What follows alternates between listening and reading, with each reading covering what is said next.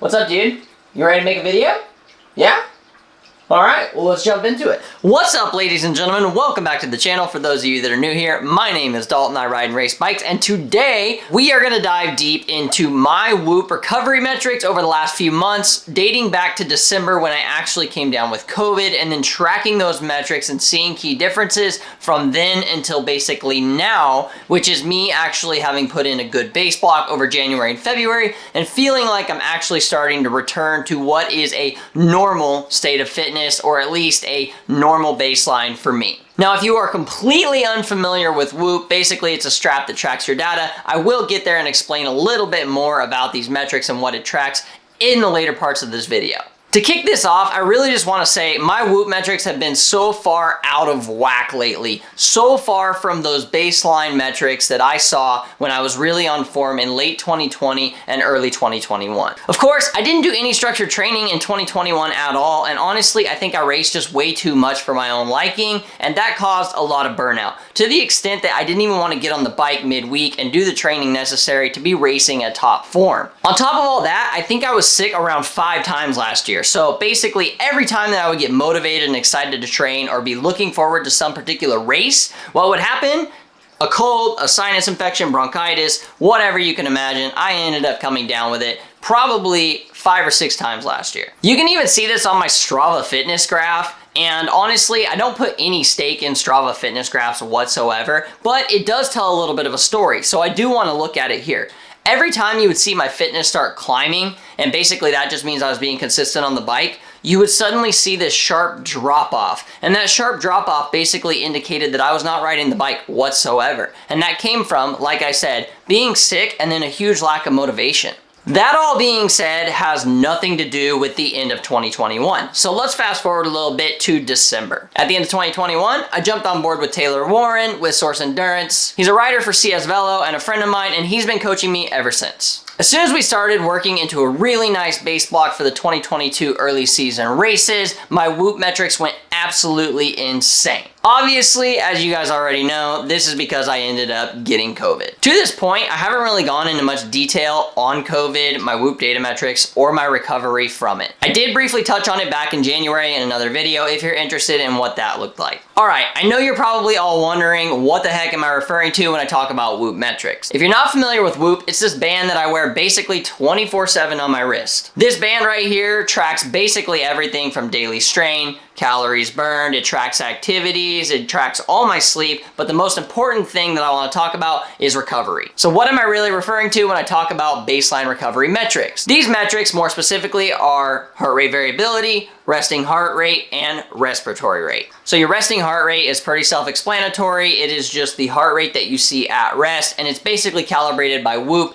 when you sleep. Respiratory rate, also pretty straightforward. It's the number of respirations per minute that you're taking at rest. Whoop calculates this when you sleep, and it basically uses your heart rate graph to figure that out. So the general idea is that when you breathe in and when you breathe out, that's associated with certain points on your heart rate graph. Heart rate variability is a little bit more complicated, so let's dive into what that means. So according to Harvard, heart rate variability is simply a measure of the variation in time between each heartbeat. This variation is actually controlled by your nervous system. It works behind the scenes. It automatically regulates things like heart rate, blood pressure, breathing, digestion, and other key bodily tasks. Harvard also notes that if we have persistent instigators such as stress, poor sleep, unhealthy diet, dysfunctional relationships, isolation, lack of exercise, this balance can actually be disrupted, and then your fight or flight response can shift into overdrive. So typically a high heart rate variability correlates to good recovery, and a low heart rate variability correlates to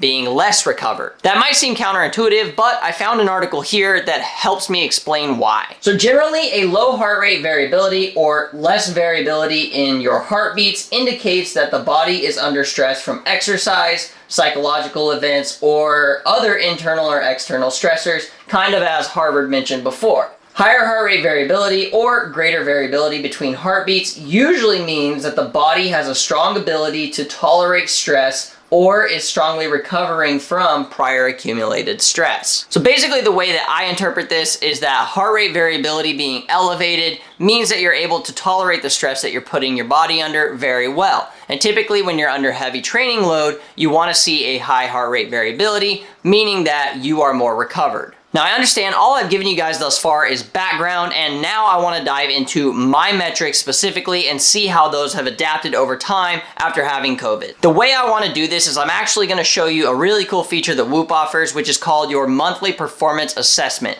That allows you to look at each month's averages and you can see a rate change shift in all of these key recovery metrics that I just talked about. So first, let's check out COVID in December and see what that all looked like. As you can see, in December of 2021, my heart rate variability took a 12-point dive. Now, 41 milliseconds is way off of the previous high of 53. Now, I'm not saying I was fit in November, but I was riding some late season fitness. So to see that fall off was really disturbing. Now, that's not the only thing that changed. If we go ahead and look down here at my resting heart rate, you can see that I was typically riding that 47 BPM line before in November, and then once I got COVID, it spiked up to around 52 BPM.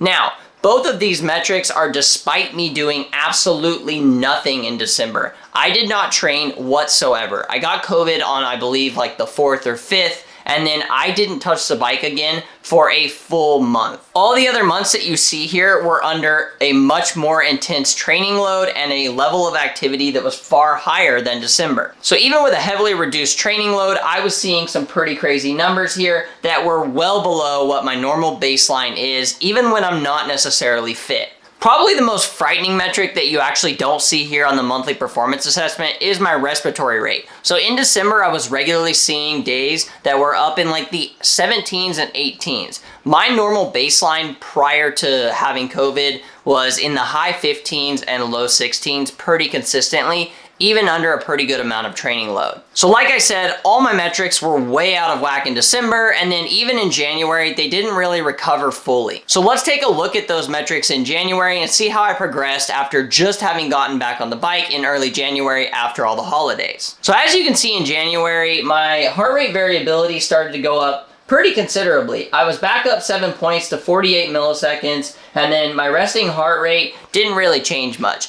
Now the key point here is that I was under a great deal more training stress having just started back on the bike than I was in December when I was doing absolutely nothing. So for these metrics to actually be even just flat is totally okay when you look at resting heart rate, but the positive sign here is that my heart rate variability was trending back up. One thing I want to note is that in early January when I was first getting back on the bike, my limiting factor has definitely been my respiratory rate. There's not really any specific tightness or anything like that, but what I'm noticing is after strenuous exercise and I lay in bed and I go to sleep, my respiratory rate was still elevated throughout January. There's multiple instances of being in the high 16s, low 17s, and that's just still a little bit out of whack. Towards the end of January, I was finally starting to see some decent results in the respiratory department as my respiratory rate did drop below 16 a couple times when I was fully recovered and I didn't have a strenuous training day before. Moving on to February, we actually continue to see a trend in the right direction, which I'm pretty stoked on. If you look at my heart rate variability in February, it was up to 51 milliseconds and still trending in the right direction, and the volume that I put in February was probably double what I actually put in January.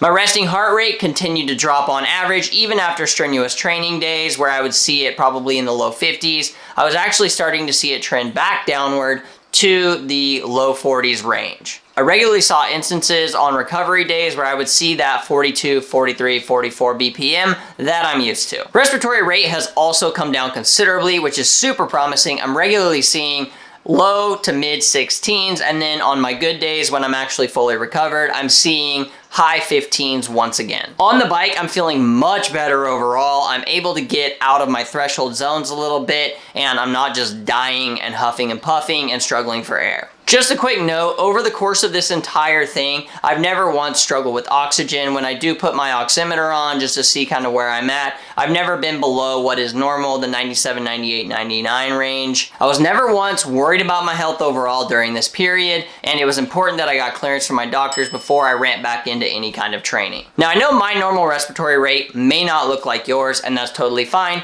When I was 14, I actually was diagnosed with valley fever. Thanks, Bakersfield. That actually left me with some minor asthmatic symptoms, and so my respiratory rate is typically a little bit higher than what I guess most people would see as normal. Overall though, my respiratory rate had been elevated all throughout December and January, and it really hadn't returned to normal until probably February. This elevated respiratory rate was definitely accentuated by exercise, which was not encouraging whatsoever. I kept finding that on the bike when training, my limiting factor wasn't really my heart rate anymore, and it definitely wasn't the amount of power that my legs could put out.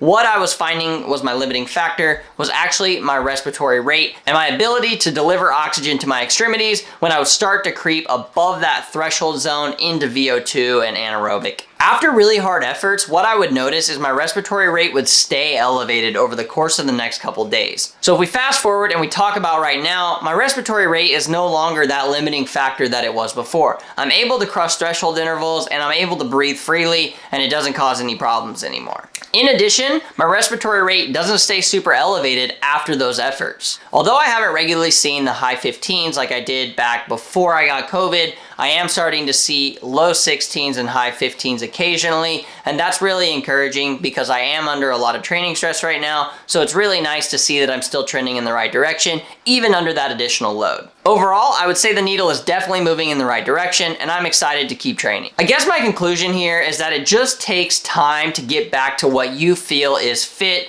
or normal, or even to develop a base that you can actually build on. So what I do recommend is being extremely patient with this process overall. If your experience is anything like mine, your return to normalcy is not gonna be overnight, and that's okay. Start slow and slowly build your way back into that more strenuous exercise. This will allow your body to adapt a little bit over time, as you can see from all the metrics that I just broke down here. I have to shout out Taylor on this for being a super understanding coach and understanding fully that I have to work back into this slowly and not pushing me too hard too early. Finding a coach that understands that your health comes first is no easy feat. Illness in general is nothing to mess with, and it's great to have a coach like Taylor on your side that understands that your health comes first. I know many of y'all have probably seen my early season mediocrity, and maybe you didn't believe me when I said I was racing on no fitness, but if this data doesn't tell the story, then but personally, I feel really good about this upcoming season as we're starting to ramp into March and April. I'm getting my legs back under me, my respiratory is returning to normal, all my data metrics are trending in the right direction, and honestly, I can say this is the fittest I've felt since late 2020.